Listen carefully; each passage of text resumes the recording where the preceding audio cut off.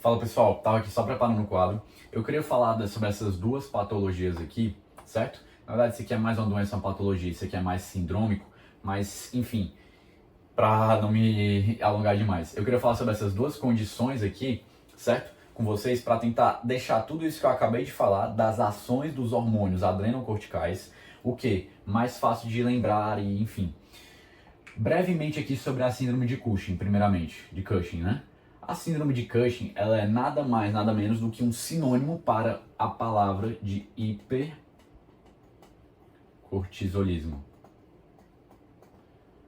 Então, a síndrome de Cushing é um conjunto de sinais e sintomas que indicam que a pessoa está num estado de hipercortisolismo, ou seja, que ela está com muito cortisol ou corticoides, né? Enfim, vai depender se é fisiológico perdão, se é endógeno ou exógeno, e em grande quantidade circulando no nosso organismo.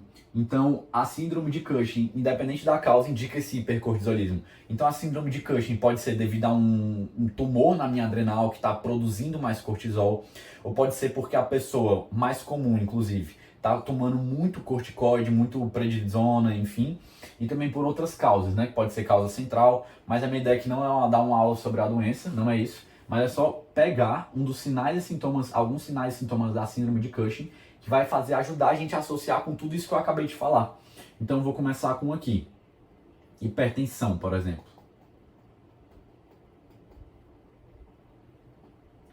E a partir da hipertensão que eu vou aproveitar para falar uma coisa que eu não falei sobre a ação dos glicocorticoides.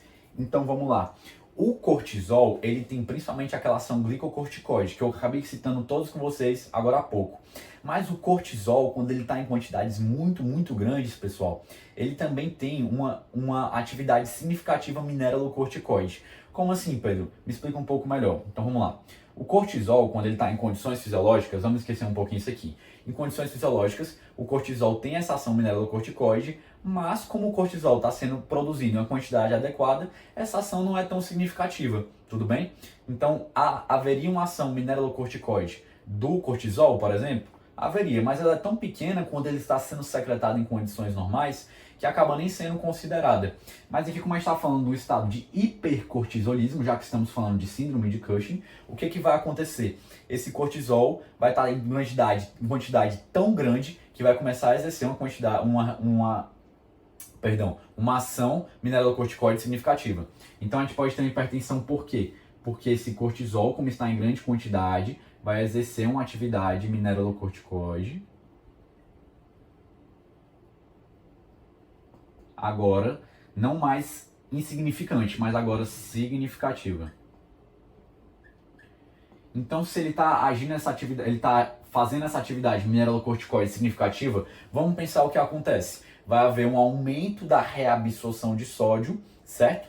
E um aumento da secreção de potássio. Vamos focar nesse aumento da reabsorção de sódio. Se eu aumento demais a reabsorção de sódio, a água vem junto, eu aumento a volemia ali no meu corpo. Se eu aumento ali a quantidade de sal e água circulando, eu aumento ali justamente o quê? O volume na minha circulação sanguínea. Se eu aumento o volume, consequentemente eu aumento a minha pressão arterial. Então aqui falamos um pouquinho sobre a hipertensão.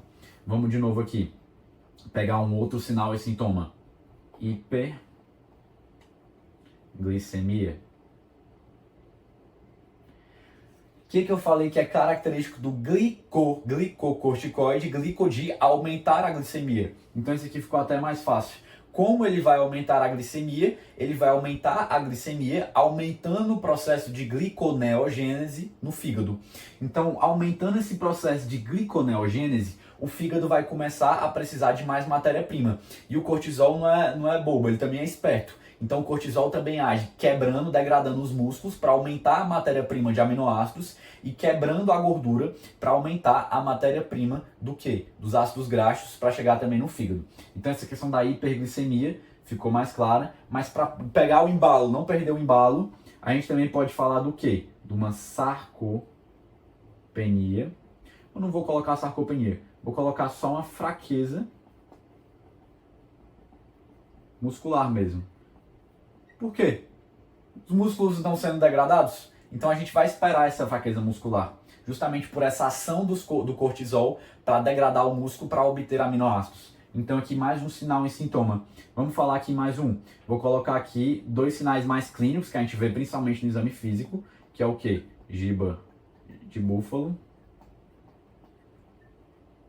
e faces em lua cheia.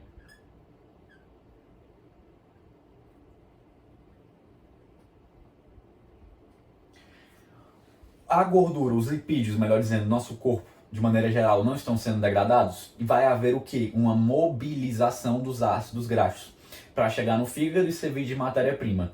Mas muitos desses ácidos graxos não vão ser usados completamente pelo fígado. Então esses ácidos graxos, eles também vão ser levados a outras regiões e vão se acumular lá. Então, algumas regiões que esses ácidos graxos acabam se localizando e ficando mais ali, se acumulando, certo? Em maior quantidade é aqui atrás do pescoço, o que justifica a giba de búfalo, e também na própria face, o que daria essa face de lua cheia. Aquela face se também pode chamar de cuxingoide, tudo bem? Então, essa seria a explicação. Os autores não sabem explicar muito bem por que há essa predileção por essa área aqui atrás do pescoço, que seria a giba de búfalo, e da face, para formar a face em lua cheia. Por que seria mais aí? Por que os ácidos graxos têm essa preferência por se depositar aí? Mas eles citam isso na literatura, tudo bem? Então esse aqui eu queria comentar com vocês também sobre síndrome de Cushing. Então acho que esses mais ou menos 5 sinais e sintomas, né? Hipertensão, hiperglicemia, fraqueza muscular, giba de búfalo e face em lua cheia, já estão de bom tamanho. Também tem outros, mas como a pele fica mais fragilizada, isso se dá pela degradação do colágeno, que também é uma proteína, mas isso eu vou deixar para vocês lerem depois um pouquinho melhor. Então esse aqui eu queria falar um pouco mais de síndrome de Cushing com vocês, tá pessoal? Vamos agora aqui falar um pouquinho da doença de Addison. Doença de Addison é o nome da doença, porque quem descobriu foi o Addison aqui, mas é uma doença que é a insuficiência adrenal, tudo bem? Então aqui quando eu falo de doença de Addison é a mesma coisa, é um sinônimo de insuficiência adrenal. Então vamos pensar aqui, se a gente está falando de uma doença em que a adrenal parou, principalmente o que? Ali a camada cortical, vamos pensar aqui juntos, tá? Ali o córtex da adrenal parou, o córtex é responsável pela produção do que? Dos glicocorticoides, dos aminoglucocorticoides e do gonadocorticoides. Tudo bem? Então vamos um por um, para falar dos sinais e sintomas da síndrome de Addison aqui, para a gente pensar. Vamos pensar o seguinte, glicocorticoides, certo? Eu vou fazer um raciocínio um pouco diferente. Aqui eu jogava o sinal e sintoma e depois puxava para a fisiologia. Aqui eu vou jogar a fisiologia e vou puxar para o sinal e sintoma, para variar e ficar divertido também. Então vamos lá, glicocorticoides. O que eu espero? Se está uma insuficiência adrenal, os glicocorticoides, eu espero um hipocortisolismo, uma baixa da quantidade circulante ali de cortisol no meu organismo. Se eu tenho um hipocortisolismo, eu posso ter o quê? Uma hipoglicemia. Tudo bem?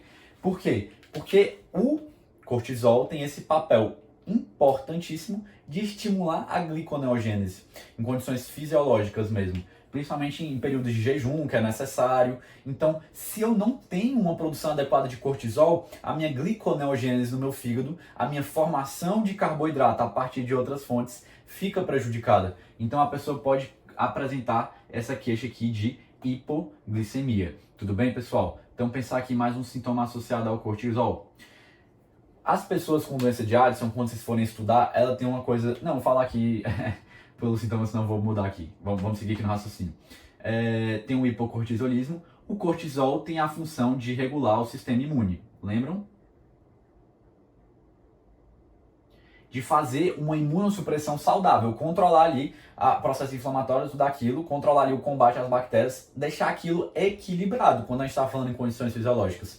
Então, por isso que, digamos, uma pessoa com doença de Addison, ela passou por uma infecção, ela passou ali por um processo mais sério assim, de infecção, ou nem tão sério, às vezes um processo, uma gripe, o que pode acontecer? Isso pode se desenrolar de maneira muito mais agressiva. Por quê? Porque ela não tem esse controle do sistema imune ofertado pelo cortisol. Essa supressão saudável que o cortisol, quando a gente está falando ali em condições endógenas, né? Em condições fisiológicas, que ele oferta para o sistema imune.